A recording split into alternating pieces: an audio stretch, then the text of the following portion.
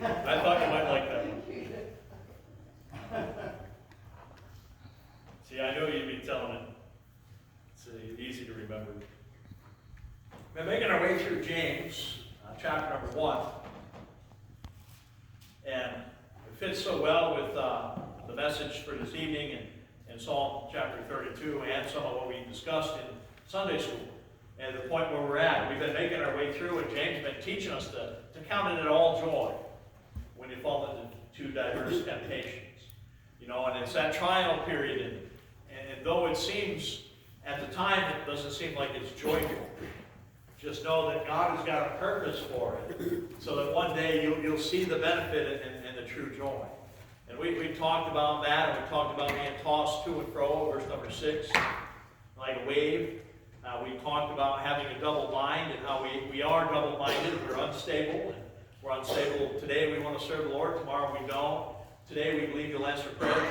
Tomorrow we don't think He's got that. And yet the sun comes up every day and the birds still fly. And so we understand God's stability. And we ourselves have to become more stable. And last week we left off about verse number 9. The Bible says, "Let the brother of low degree rejoice in that he is exalted, but the rich in that he hath made low, because as the flower of the grass he shall pass away. For the sun is no sooner risen with the burning heat, but it withereth the grass, and the flower thereof falleth, and the grace of the fashion of it perisheth. So also shall the rich man fade away in his riches." Verse 12, "Blessed is the man that endureth temptation, for when he is tried, he shall receive a crown of life, which the Lord hath promised to them that love him." Notice how it ends. The promise is to them that love God. Right? Just like Romans chapter number 8. All things work together for good to them that are called of God according to His purpose. Right? It's all that are called. And so we understand it's all about loving God. It's all about spending time with Him and understand what God is trying to do in our lives as He ministers to us. Right? And we know in Romans 8:28, we know that all things work together for good to them that love God, to them who are called according to His purpose. And here we see there's a promise for those that love Him. And really that's a lifelong process as we spend time with God, as God ministers to us, as He answers prayer, as He encourages us and grows us in our lives. We should start fostering this real desire in each of us of the fact that we love God. And I would say that all of us here love God, but you have to make that determination yourself. Right? And we can't be double-minded in our ways, and we can't love Him today and not love Him tomorrow. It's an ongoing process. And so what we'll take a look at really that crown of righteousness, that crown of life, those things that God is going to give each of us. So let's go to the Lord in prayer. And Father, we're thankful how You minister to us. Lord, ask that You'd help this morning. Lord, as You speak to the hearts of those that are here, that You'd minister to them, that You'd be an encouragement to them. And Lord, that we wouldn't just leave having a few more notes in our margin of our Bible, but our relationship with You would be deeper because of how You communicated to us as You helped us and desire to grow us. Lord, we ask these things in Your Son's name, Jesus. Amen. We find here in verse number 10 and 11 about that flower, the grass that grows up. And we had made mention of this a few weeks ago, or actually probably a few months ago, when we were going through the book of Mark. We had talked about some of these things, but we find some real aspects in Matthew chapter number 13 in regards to what really is being conveyed here and what God is trying to teach to us. And in Matthew chapter 13, we get the parable of the sower. The sower goes out to sow, and as he sows, there's some things that we can understand what he's talking about here in James about withering and about the sun falling up. Matthew chapter 13, verse number 1. And the same day Jesus went out of the house and sat by the seaside, and a great multitude were gathered together unto him, so that he went into the ship and sat, and the whole multitude stood on the shore. And he spake many things unto them in parables, saying, Behold, the sower went forth to sow. And when he had sowed, some seeds fell by the wayside, and the fowls came and devoured them up. And some fell on a stony place where they had not much earth, and forthwith they sprung up, because they had no deepness of earth. And when the sun was up, they were scorched. And because they had no roots, they withered away. That you can take a look at the many Christians in life, and look at everybody you've probably been to church with, and you've seen some individuals, boy, they flowered, they're growing, and then something comes along, and suddenly they're just gone. They no longer come to church. They didn't have sufficient root system, right? They weren't really attached as deeply as they should have been to God. And James is talking in the same context about that flower that faileth, and the sun comes up, and being scorched with the heat of the sun, and it withers away. And verse 7, and some fell among thorns, and the thorns sprung up and choked them. But others fell on good ground. And talks about the fact that either the sun's going to scorch us, or the thorns are going to come along and cause problems in our lives. Right? We can look at that as affliction. Right? Paul, the apostle, right? He said he had a thorn in the flesh, and he besought the Lord 3 times to have the thorn removed in 2 Corinthians chapter number 12. And God said, but my grace is sufficient. And Paul had to learn the lesson that he couldn't just fade away, that he had to be attached deep. And James is trying to teach us that as he conveys this idea of the sun coming up and the sun doing what the sun is going to do as it scorches and causes problems. Everybody liked the sun yesterday, did you not? Yes. I mean, after 15 below, boy, 35, that's almost a 50-degree temperature swing. Boy, you almost want to run around with no jacket on. You almost want to go barefoot. Right? I mean, really, you're so nice. But just wait a couple weeks when the snow's all gone and it's 50 degrees, and you'll be like, it's cold out. Right? And so the sun has real power. And so we need to make sure that we stay with God and we stay in the right fashion and understand what God's going to do. Verse number 12 back in James says, blessed is the man that endureth temptation. Right? You have to endure.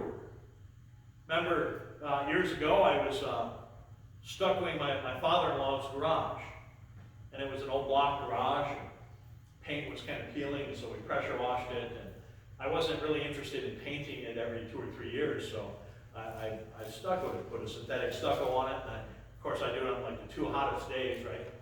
And so my father-in-law sits the whole day in the shade while I'm in the sun, right, getting scorched, and he's like, man, it's hot. How you deal with this? Man, it's hot. And I said, well, it'd be easier if you weren't reminding me of how hot it is. Right? But so we're going to have those times. And James says here, but blessed is the man that endures temptation. Right? He's not going to focus on the individual. He says, blessed is the man. This is a statute that's rich in power. Teaches us that there's no difference between men. Right? That blessed is the man. He's not telling you that it's the rich man or the poor man or the noble man or the exalted man. He says, blessed is the man. It's a baseline. You should be familiar with this phrase. It shows up 13 times in the Bible. It's predominantly Old Testament. It's only used twice in the New Testament. And we should know that blessed is the man that walks what? Not in the counsel of the ungodly. Psalm chapter number 1. There's a blessing to be had with where we get our counsel from. There's a blessing to be had where we walk. Psalm 34 says that blessed is the man that trusted in him and trusted God. There's a blessing to be had by trusting in God. Psalm 94:12 says, blessed is the man whom thou chasteneth. Right? There's a blessing that comes from being chastised by the Lord. Hebrews chapter number 12. You can say there's a blessing from being chastised. Yeah, there's a blessing that comes from being chastised because God is trying to instruct with discipline as he molds and shapes our character. The Bible says, blessed is the man that feareth the Lord, Psalm 112, verse number 1. Right? Fear of the Lord is the beginning of wisdom. Right? There's a blessing to be had from fearing God. The problem today is people don't fear the Lord. Proverbs 8:34 says, "Blessed is the man that heareth me." There's a blessing that comes from hearing what God has to say, as God communicates to us in that still small voice. Jeremiah 17:7 says, "Blessed is the man that trusteth in the Lord." You know, it's hard to trust in the Lord when you're going through a temptation. It's hard to trust in Him when you're going through this tribulation. It's hard to trust Him when you're going through this trial.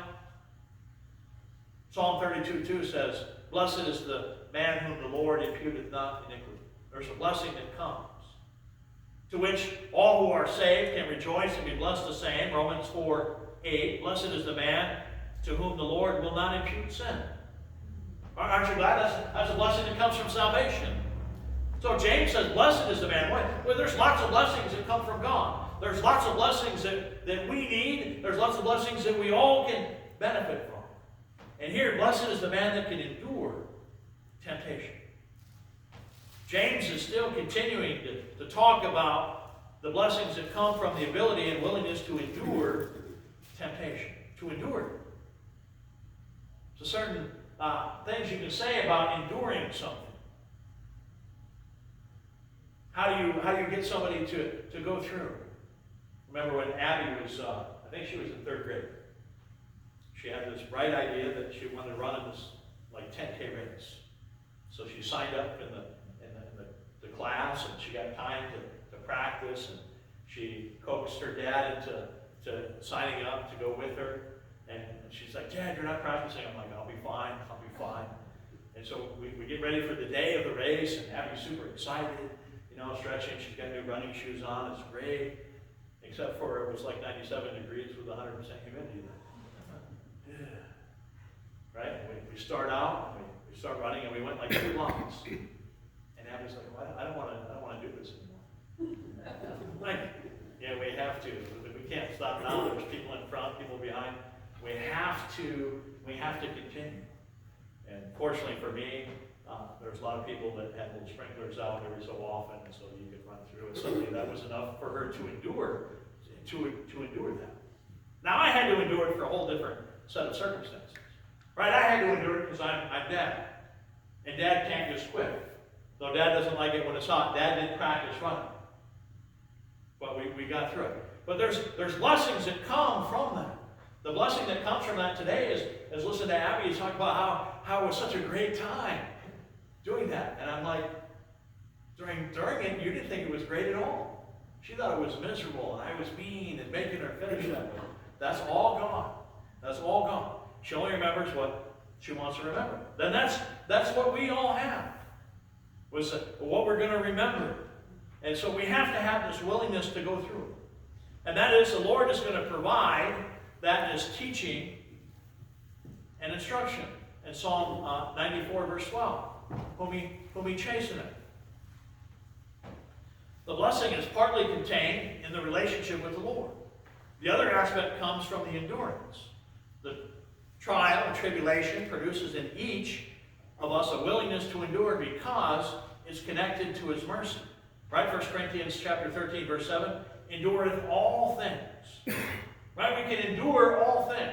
We can't endure all things on our own, but we can endure all things through Christ. We can. And in doing so, we are all but likened as good soldiers, 2 Timothy 2:3. But only when we realize that our happiness, right, that we're supposed to rejoice, back in verse number 9, let the brother of low degree rejoice, and it's exalted. Right, our rejoicing is connected to the blessing that comes from enduring the process. Right? Enduring the process.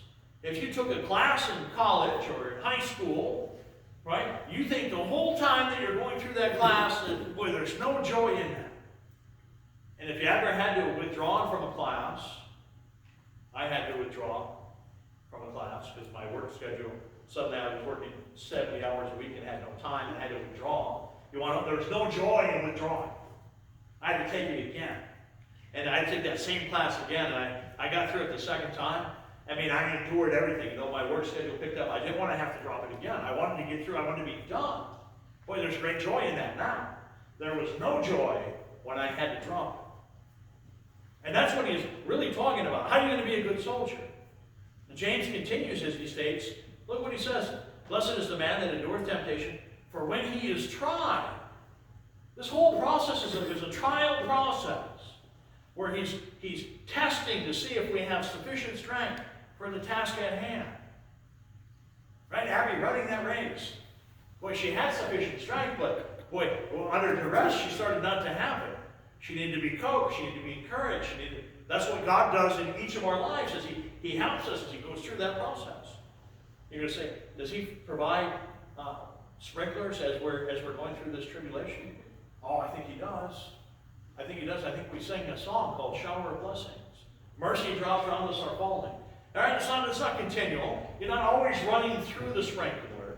There are certain times where the drops fall, and then they happen to fall most of the time when you need them the most. Just remember, our endurance should draw from its reserve strength, from the fact that it's the word of the Lord.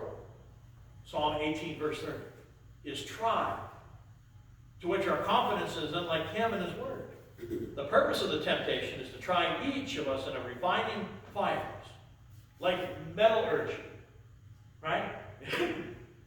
You want to do metallurgy. You're going to heat that metal up, and you're going to get it hot enough, and then at the top is going to be dross or sometimes scum, and they scrape that off, and they pour it out, and they let it cool down. And then they take that piece of metal again, and they heat it up, and they add certain chemicals, borax, and some other things to get it to lift back up, and they keep cutting off the dross, the impurities, to get what? To make it better, to make it perfect, as they try to get it to be 99.99997, so it's perfect. And God is trying to refine that in our life. He's trying to refine us. He's trying to make us better. The purpose of the tribulation is that God is trying to get the impurities in us out. That'd be impurities in character. That'd be impurities in moral. It'd be in conduct. It'd be in our relationship with Him. He refines us over and over and over, removing the impurities. We find in Zechariah chapter 13, verse number 9, refine them as silver is refined, and will try them as gold is tried, and they shall call on my name, and I will hear them. He's refining all of us in a process to make us better. And notice he says here, when he is tried, he shall receive the crown of life.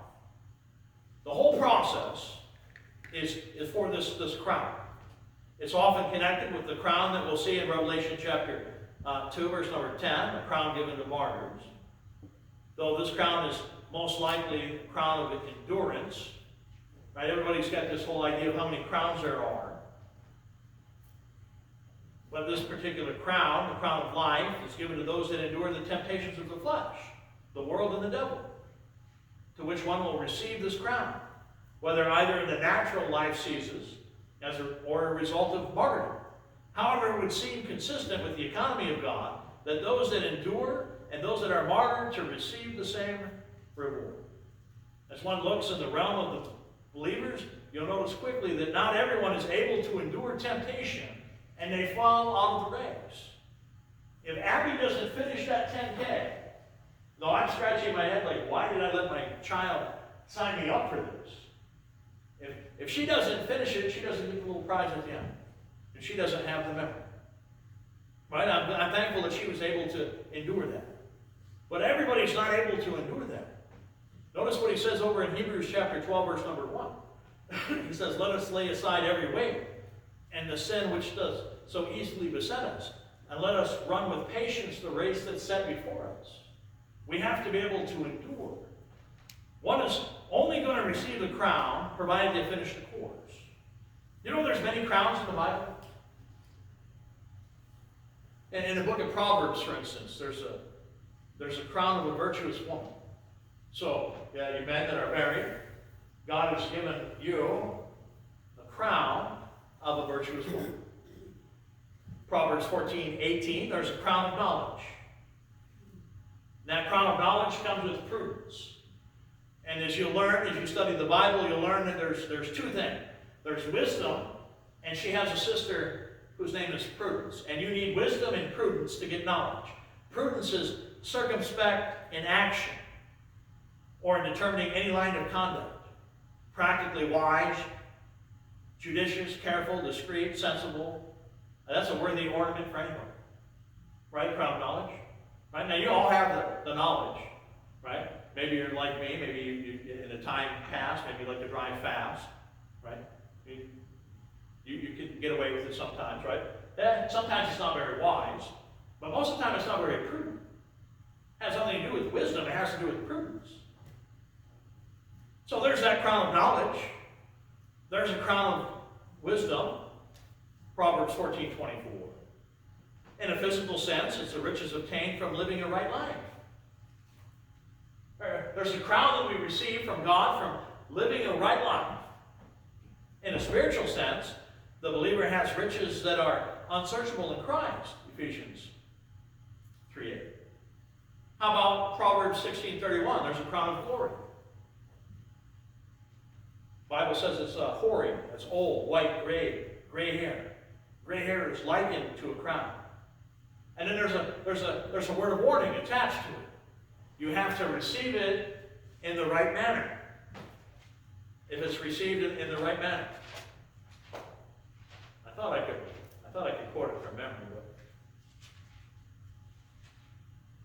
sometimes it's better just to read it. It says, "The hoary head is a crown of glory, if it be found in the way of righteousness." There's many people that are my age and younger that do a lot of certain drugs that make their hair turn gray, almost white. So while they look like they have a hoary head, they didn't obtain it in the right manner. There's a certain aspect to having that glory that comes. Proverbs 17:6 says that grandchildren are a crown of old men. As I meditate on that, I don't understand why he says grandchildren are a crown of old men. Because typically the grandpa dies first. Typically.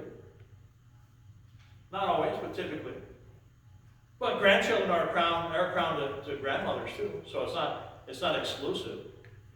But this is a crown for which is only available through marriage and children. Isaiah chapter 28, there's a crown. It's a crown of drunkenness and pride. And that's a crown that no Christian should ever want. To have that crown. You're going to say, really? You could get that? Well, I challenge you. Go back and study the life of Noah and study the life of Lot, and you'll learn that both of them got drunk after the judgment of God fell. Right? Noah had seen the flood, and then makes the vineyard. Lot had seen the fire come down on Sodom and Gomorrah, and then went ahead and got drunk. And so those two are a great picture of the backslidden Christian. So, I don't know about you, I don't want to stand in front of the Lord and be getting this crown of drunkenness that I've got to cast at his feet, according to Revelation chapter 4. There's the crown of the head of the tumultuous ones, Jeremiah chapter 48. It's a riotous type crown. We don't want that one. You know the crown that Jesus has, John 19:5, crown of thorns. He purchased it. It's his. No one else gets it. 1 Thessalonians chapter 2, verse number 19 says there's a crown of rejoicing. Sometimes referred to the victor's crown or the evangelist's crown, Philippians 4:1. I mean, that's a crown that every believer can have. A crown of rejoicing. Aren't you glad? Won't you rejoice? Don't you rejoice when you spend time with God? Don't you rejoice when you read something in His Word? Don't you rejoice when we get answered prayer? Don't you rejoice? Isn't there things to rejoice about what God is doing in our lives? I mean, He's doing so much, we should be happy all the time. We should have that rejoicing. We're supposed to rejoice during the process. We should be smiling and the old adage, grin and bear it, right? Smile and just keep going on and on. But we should be rejoicing. We should be the happiest group of people there is on the earth. Right? This isn't my home. Right? I'm just a pilgrim. I'm just wandering here. I'm waiting to go to my heavenly mansion. We should be rejoicing. And there's a crown that comes from those that can rejoice. And yet, truth be told, many a Christian today are not rejoicing. Many of us today are sad, we're unhappy, we're angry, we're disappointed, we're full of depression. And why? Because it's not as warm as it was yesterday. kind of overcast today because it's going to get colder this week. We're going to dip back below 0? Is it because our life isn't going the way that we think it should go? Then I would submit maybe we should get back and start talking to God and asking God to make our life better and ask God, where are we coming short? How can we get through? Because I want to be rejoicing. I want to be happy, exciting, upbeat. Don't you? I want to have that crown. Right? These crowns are important. They really are. They're so important. As we'll see, they're important because we're going to cast them at Jesus' feet. He doesn't give everybody grandchildren. You know that? He doesn't give everybody grandchildren. He doesn't give everybody gray hair. My grandma was in her middle to late 60s before I had ever seen she had a gray hair on her head. And I look in the mirror and I've had gray hair since I was 18. I obviously didn't get that shape. My dad doesn't have as much gray hair as I still have today. But I'm rejoicing.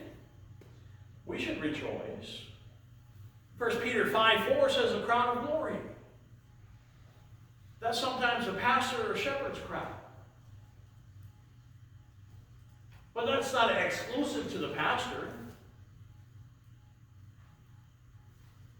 Moms that raise their families right, they have a chance to get that crown. It's not exclusive. It's talking about those that shepherd, those that care, those that minister, those that provide those certain aspects in ministry. 1 Corinthians chapter 9, there's an incorruptible crown. That's for being disciplined and having self-control. Sometimes it's called the victor's crown. It's funny how when you study these crowns, they all start to interweave. It depends on who you read, who titles it this way or that way. Turn, if you would, though, to 2 Timothy chapter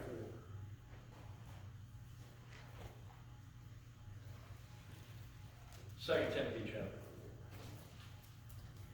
It's just a few pages back. There's a crown of righteousness. 2 Timothy 4, verse number 8. The Bible says, henceforth there is laid up for me a crown of righteousness, which the Lord, the righteous judge, shall give me at that day. And not to me only, but unto all them also that love his appearing. There's a crown that's given for those that love his appearing. That's what we're waiting for. That's the reason to be joyful. We worry about this virus that's maybe contaminating China. It looks like China's economy is about ready to implode. I mean, their steel futures are just falling off. But I'm not looking at China to save us. I'm not looking at Chinese economy to stabilize the world. I'm not looking at someone to solve a virus that's over in China. I'm not looking for someone to solve a virus in America. I'm rejoicing because I know he's coming. And I'm looking for him to come. And the signs of his coming are more and more and more apparent every day.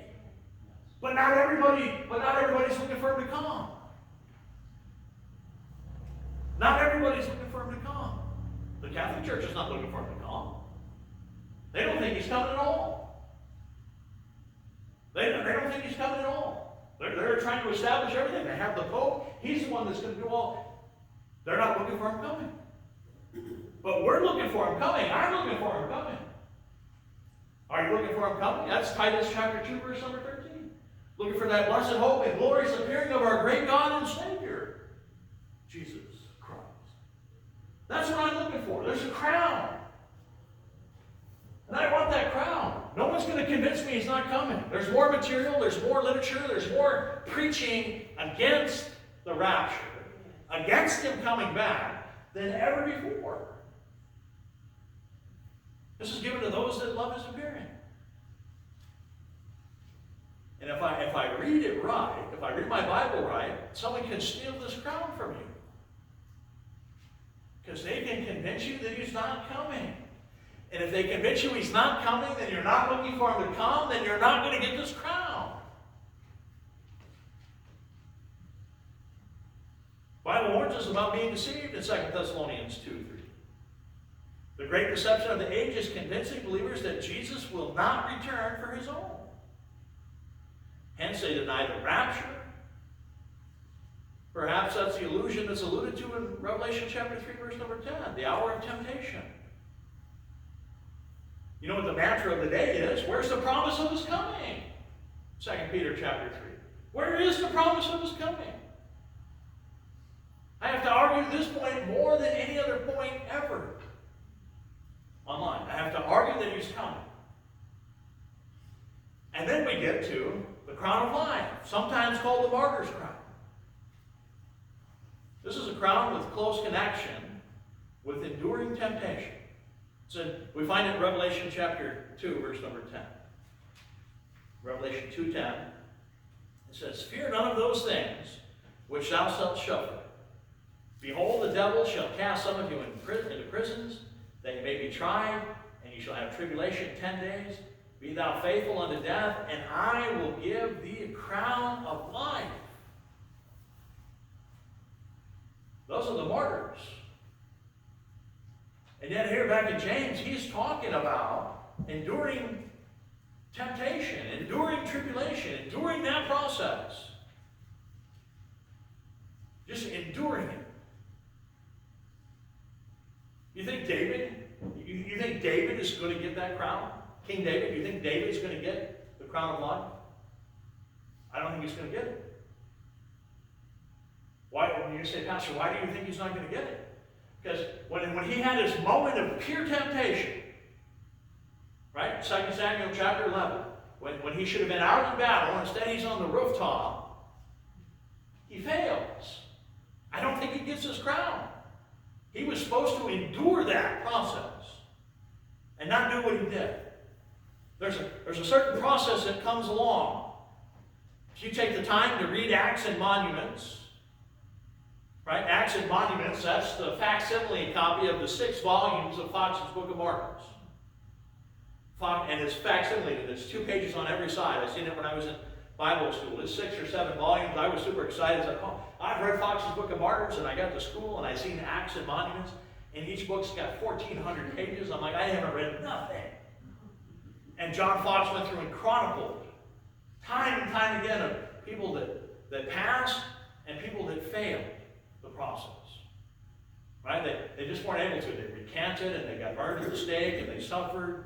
And they're not gonna get that crown because they faltered. And I can't remember. I think I just said it the other night. Just learn the lesson. I said it at the nursing home. Right? Where I'm preaching through Judges chapter 14, 15. And Samson's first wife. Remember how the Philistines worked on her? I mean, they really just worked on her. Samson put forth the riddle. You know, what comes forth out of the eater and what's sweet. And they couldn't get it. They really put pressure on his wife, you know, the woman that he's betrothed to. And they're having a marriage feast. And they keep putting pressure on her for 7 days. And finally he succumbs. And he goes ahead and tells her. And they pressured her and they said, we're going to burn you. If you don't tell us, we're going to burn you. So she gets the information. She tells it to the young man, and they answer the riddle. Samson gets mad. He goes down and kills the 30 Philistines. He gives them the garments. He goes home. He's frustrated, angry. He goes back after a passage of time to find out that his father-in-law gave his bride away to somebody else because he was angry. So he goes and catches the 300 fox. Remember? He catches 300 fox. Probably takes him 3-4 months to catch 300 fox. Puts their tails on fire and they run through the corn, and the cornfields burned up, and the Philistines get angry and they burn her. They burn his wife. And the lesson is, if they're going to threaten you with something, just know that no matter what, that's exactly what they're going to do, no matter what you say. You can recant Jesus Christ and they're not going to let you go, they're going to still martyr you. And you can extrapolate that out farther and farther, and it doesn't matter if that's what they said they're going to do, just mark it down. That's exactly what they're going to do. So don't waffle, don't change, don't recant, and don't just drop out of the temptation because guess what? The Christian life's too hard. It's too hard to read my Bible. It's too hard to pray. It's too hard to be separate. It's too hard. It's not too hard. Just keep going. You're going to get the grace of God. You're going to have to go through. You should understand and speculate that each of these crowns might look like. One thinks about crowns along these lines, perhaps he might have a better mental image of the crown. So why is a crown better than silver and gold? Right? The lame man, remember Acts chapter 3? He said, when Peter and John said, silver and gold I have none. Right? And I told that to a homeless man once when I was witnessing on the street. He said, don't use that for something. I said, I don't have it, but I gave what I have. So why is the crown of life so important? Well, first of all, the crown, and this particular crown of life, you know what it speaks of? It speaks of an eternal nature. It's eternal. You're getting an eternal gift for enduring temptation. And when you're tried, you're going to receive the crown of life. Guess what? It's eternal. That means it doesn't have a beginning or an end. Right? It doesn't have a beginning or an end. The crown compasses every side. That means it's not wanting. You know, Americans are so fixated on the monarchy that they wouldn't do an investigation into Prince Andrew because the crown was coming here and they wanted to make sure they got the right interviews with the royal family.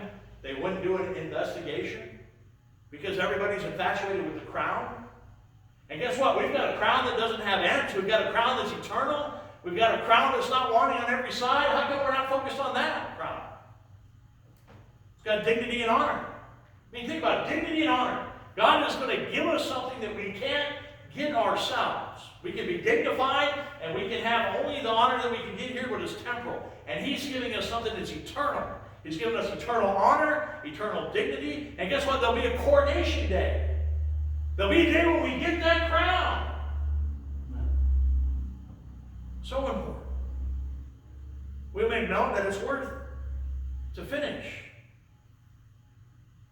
Right? There's rewards to be had, but it's worth finishing. It's worth enduring to get the reward. We don't endure because of the reward. We endure because why? It tells it right here. Promise to them that love Him. We endure because we love Him. We endure because we love Him.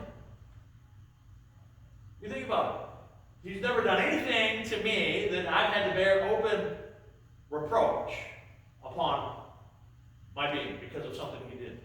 But He has for me, because I've done a lot of things to bear open reproach upon Him. I've slandered Him. I've sinned against Him. I've caused Him great pain, great misery. He's never done that to me. Yeah, I went through a process where I didn't understand what was going on, but that's God working in us. We have His promises to remember. Right? He can't lie. You know, He can't lie. That's the best part. He says He'll give us the crown if we endure because we love Him, and He can't lie. He can't lie. That means you endure, you get all done, and you're looking for the crown. It's like, well, Roger, I only had 2 crowns, and I gave the 2 out before, and so I can't give you one. No, that's not what He says. He can't lie. God can't lie. And if God can't lie, then He promised to give us a crown. He promised to give us that crown. If we endure. And everybody's got to go through tribulation. Everybody's got to go through a trial. Everybody's going to go through something. And then what are we going to cling to? The world can't satisfy. The world can't help. Psychology's got no answer. Academia's got no answer. The government can't provide the right answer for you. $15 minimum wage, is that enough? Tom Sire says $22 an hour. You wait 4 years, it'll be $30 an hour. Guaranteed minimum wage. That's the answer. That's not the answer. The answer is in a God that can't lie. The answer is in a God that says you're going to have to endure it. We have a perfect example of Jesus. He endured all things. Paul the apostle, he endured all things. Did he not? When he said, I bear in my body the marks of the Lord. Did he not bear in his body? Was he not stoned 5 times? He stoned a couple times? Was he not whipped 5 times? He was. Yet the condition of the promise is we must love him. That excludes a great many today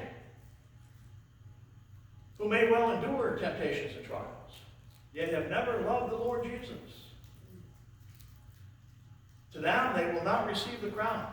Our ability to endure often comes from our prayers for wisdom. That's what he said back in verse number 5. If any of you lack wisdom, right? Well, how are we supposed to endure? We're supposed to go back and ask him for the wisdom. We're going to have to talk to God and pray and ask him to give us the answer. How do I get through this, Lord? Why are you doing this? Many times we never learn why in this lifetime. But one day we will. Thus it behooves each of us to know for sure that we're born again, trusting in Jesus Christ and him alone. We have to know that. If we don't know that, then why are we going through this trial and tribulation? Why did the car break down? Well, I mean, you name it, you're going to say that's tribulation and temptation. It could be. It could be depending on how God is trying to work in your life. It's not always I got cancer. It's not always my wife left me. It's not always bankrupt. It's not always, right? It's not always that terminal or that extreme. Sometimes they're just a long process. Can you go through? As we'll see in the coming weeks. Those that fail. Turn to 2 Kings chapter 5.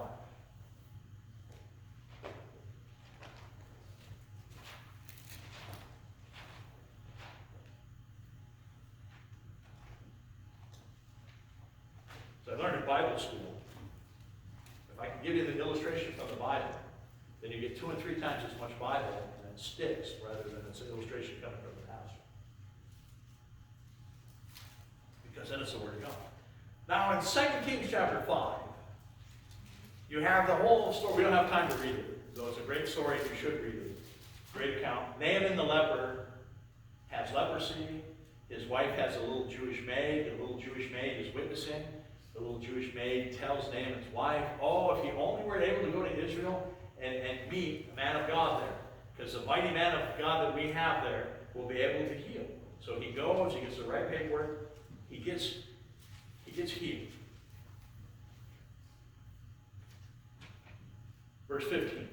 And he returned to the man of God, he and all his company, and came and stood before him, and he said, behold, now I know that there is no God in all the earth but in Israel. Now therefore I pray thee, take a blessing of thy servant. And he said, as thy Lord liveth, before whom I stand, I will receive none. But he urged him to take it, and he refused. Right? He came with a bunch of change of clothes. He came with some gold and some silver. He came and he tries to offer it to Elijah, and Elijah says, I'm not taking it. I told you what to do. Go dip in the Jordan 7 times, your leprosy is cured. Naaman now becomes like a believer because he recognizes that only God can cure leprosy. He tries to give a reward, and he won't do it. But look at verse 20. But Gehazi, the servant of Elijah, the man of God, said, behold, my master has spared Naaman the Syrian, and not receiving as his hands that which he brought. But as the Lord liveth, I will run after him and take somewhat of him. Here's the lesson for Gehazi, right? He's in the ministry, right? Ministry means that you're not going to always have money. You're not always going to have the finances. And he's seen the treasure trove, and he said his master didn't take it. He's like, why aren't you taking the money? Elisha goes back into the study to do some work, and the Gehazi is like, I'll run after him. I can get it. He's not going to endure the temptation. So Gehazi followed after Naaman, and when Naaman saw him running after him, he lightened down from a chariot to meet him and said, is all well? And he said, all is well. My master has sent me, saying, behold, even now there cometh to me from Mount Ephraim 2 young men of the sons of the prophets. Give them, I pray thee, a talent of silver and 2 changes of garments. And Naaman said, be content, take the 2 talents. And he urged him, and bound 2 talents of silver and 2 bags of changes of garments, and laid them upon his servants, and they bare him before him. And when he came to the tower, he took them from their hand and bestowed them in the house. And he let the men go, and they departed. And he went in and stood before his master.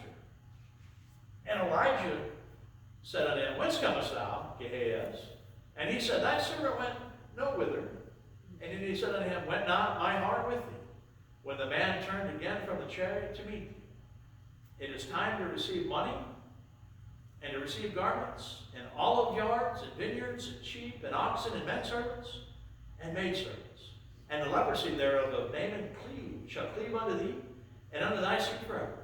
And he went out from his presence, a leper as white as snow. You know what Gehazi's problem is? He doesn't love the Lord.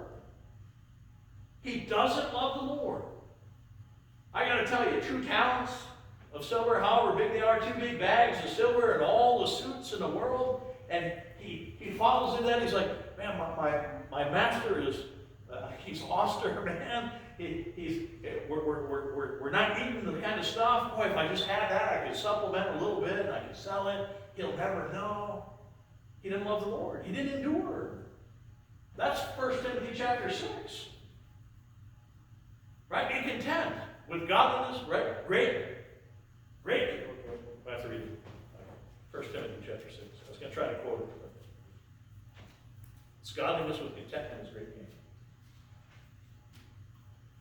Yep, 1 Timothy 6:6. But godliness with contentment is great gain. Gehazi didn't have that. He failed the tribulation. He didn't love the Lord. Was the Lord not going to supply for him? Had he not heard all the stories about Elijah's master, Elijah, being fed by ravens down by the brook? He hadn't heard the stories about the widow woman with the ever-endless bale of cruse of oil that always had oil? The morsels of bread, the cakes. Did he not hear that? Did he not believe? Did he not hear the story of the water that was put on the altar and the fire that came down? Did he not believe? I mean, how much did Gehazi have to hear about? How much did Gehazi have to see? He just seen a leper get healed, and it wasn't enough for him to endure the tribulation. He didn't love him. That crown comes to them that love God. That's the way that we endure all things.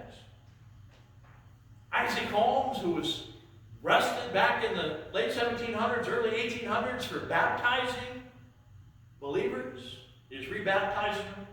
He was arrested, him and 4 other men. Someone paid his bail. He said, absolutely not. Absolutely not. I'm taking my money. And so they put him in stocks and they whipped him. And he said, you're whipping me with but roses. He loved the Lord. He was going to endure. He recognized that if he takes that bail, in his mind, he was not going to endure. Revelation chapter 4, verse number 10 says, the 24 elders fell down before him that sat on the throne, and worshipped him that liveth forever and ever, and cast their crowns before him. That's why we get the crowns. We get the crowns to cast before him. If we don't love him, we're not going to have that crown. We might have other crowns. We might have other crowns, we might not. But that's one crown that we can have because we can endure. We can go through, we can go through and trust in God and ask for the wisdom and not be double-minded. Not be like Gehazi. Today I'm going to serve Elijah, and tomorrow I'm going to serve myself. Leprosy. You see, Naaman can heal the leprosy. Matter of fact, go back and read it. He's the one that comes out and tells Naaman, and Naaman gets mad because he thought for sure the man of God was going to come out and slap him on the head or call fire down or some miraculous thing. And instead, he's like, I got to go dip 7 times in the Jordan. And he's like, well, isn't the river far in Damascus? Isn't that better? And Gehazi says, yeah, but if you believe. And he went and he dipped 7 times and got healed. Gehazi is the one that was instrumental in that. And he doesn't love the Lord. He's in it for the wrong reason. We're going through tribulation here. We should understand that God's got a process as God's trying to refine us to make us better. Make us better. Far too many today trust solely in their experience, having gone through some diverse temptation. Yet have done so alone and in the strength of the flesh. I'll close with this.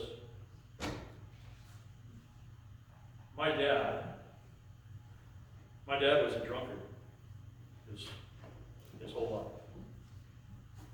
My whole life, my upbringing, I watched my dad be a drunkard. I modeled my life after him until I got saved. But my mom couldn't handle some of the things that my dad did. And so in the moment of despair, my mom shot herself. She attempted to commit suicide. I mean, she's better now. She's healed. I mean, it was traumatic during the time. But I talk to my mom about salvation all the time. And my mom clings to this day. She clings to the fact that she did not die. And that's how she knows that God loves her. And I tell my mom, you're clinging to the wrong thing. You might have endured the process, but you didn't love God. Right? You're not saved. Right? And we're talking about saved people. James is talking to saved people. Saved people. We're going to have to endure. Our lives are so much easier today than they were 200 years ago. No one's arresting us for preaching the gospel. No one, well, maybe Friday night at the nursing home, maybe. No, that's what she said. She said, I'm out of here, you're out of here. One of the residents. But look, we have it so much easier today. We should be able to endure whatever tribulation comes our way, whatever diversity that comes our way.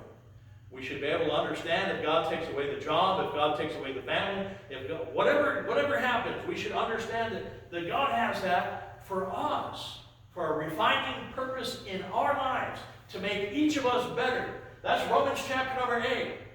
To them that love God, that are called according to His purpose. He calls us. He ministers to us. He's trying to make us better.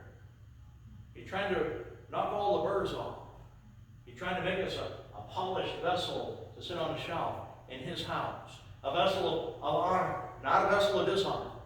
He's trying to equip us and make us better for what's yet to come. The question is, do you love Him? Do you love the Lord? If you love the Lord, you can endure. Matter of fact, you can endure all things. Jesus showed that He was able to. All the prophets gave their lives. Why? Because they loved the Lord. You stand with me. Crown of Life available. A promise. And the best thing we know about God is He can't lie. And if He promised something, He's going to fulfill His promise. All we have to do is our part, which is endure. Let's pray. Heavenly Father, we're thankful.